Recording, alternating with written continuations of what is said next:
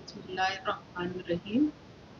Rabbi इश्रह ली सदरी व यस्सिर ली अमरी वहलुल उक़दतन मिन लिसानी यफ़क़हू क़ौली। अज़ीज़ तलबा व तालिबात, 25 दिसंबर क़ायद-ए-आज़म मोहम्मद अली जिन्ना का विलादत का दिन बड़े जोश व खरोश से पाकिस्तान में मनाया जाता है। आज मैं आपके सामने अपनी किताब कंचीना मज़ामीन से क़ायद-ए-आज़म की ज़िंदगी पर जो मजमून मैंने लिखा है वो आपके सामने उसके कुछ इक़्तिबासात आपके सामने पेश करूँगी।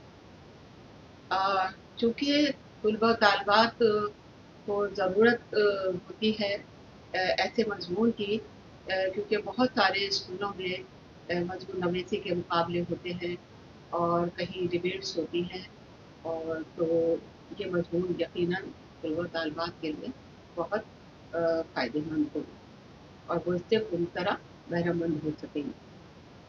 तो इसमें सबसे पहले मैंने मजमून का आगाज़ इस शेर से किया है कि मिल गया जब क़ायद-ए-आज़म सा हमको रहनुमा, सुए मंजिल कारवाने हुर्रियत बढ़ने लगा, और दर्द से तंज़ीमो अख़ुवत दे के उसने कौम के मुंतशिर अफराद को यक जिस्म व यकजहाँ कर दिया।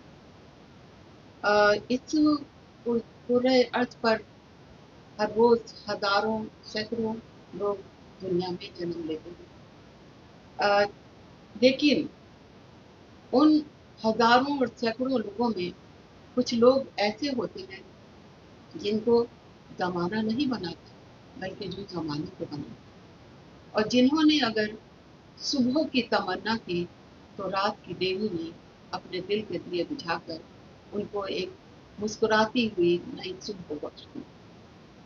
क़ायद-ए-आज़म मोहम्मद अली जिन्ना का शुमार भी उन्हीं हस्तियों में होता है कि जिनके लिए अल्लामा इक़बाल कहते हैं कि हज़ारों साल नरगिस अपनी बेनूरी पे रोती है, बड़ी मुश्किल से होता है चमन में भी दम पैदा।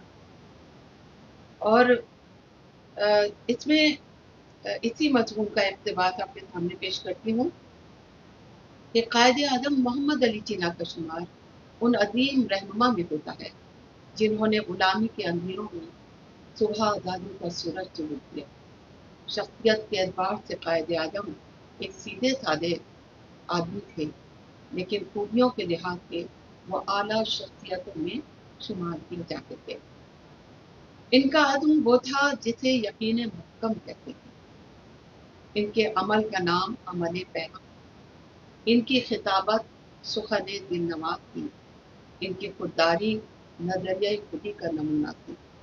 क़ायद-ए-आज़म के असलहे में वो तीनों शमशीरें थी जो जिहाद ज़िंदगानी के लिए ज़रूरी होती हैं। इनके तोशे में वो तीनों खूबियाँ भी मौजूद थीं जो मीरे कारवां का रास्ते सफ़र कहलाती हैं।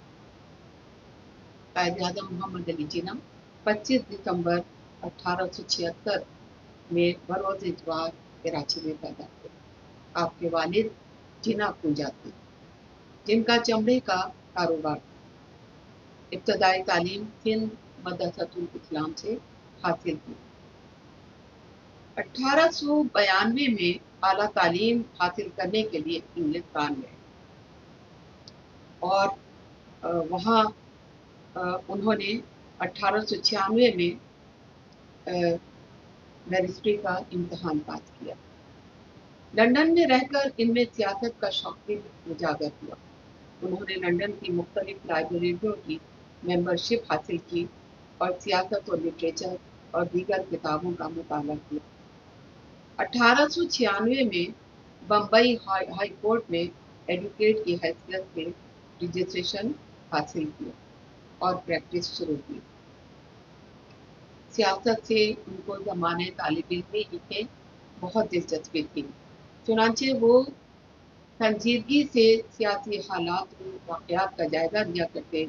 वो हमेशा यही कहा करते थे कि हमें हिंदुस्तान में रहकर एक तालिब इल्म की हैसियत में वो सब कुछ हासिल करना चाहिए जो अंग्रेज़ों ने सदियों में हासिल किया।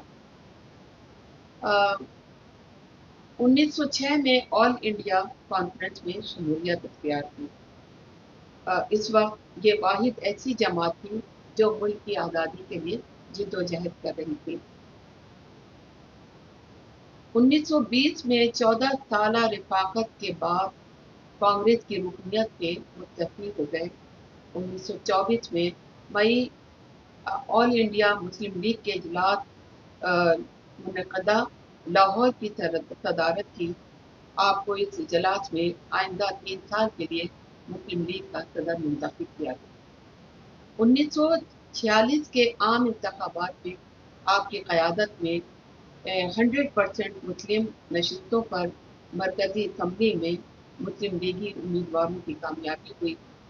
1947 3 جون کو وائسرائے لارڈ ماؤنٹ بیٹن نے آل انڈیا ریڈیو پر قیام پاکستان کا اعلان کیا، اور اس طرح 14 اگست 1947 کو پاکستان معرض وجود میں آ گئی۔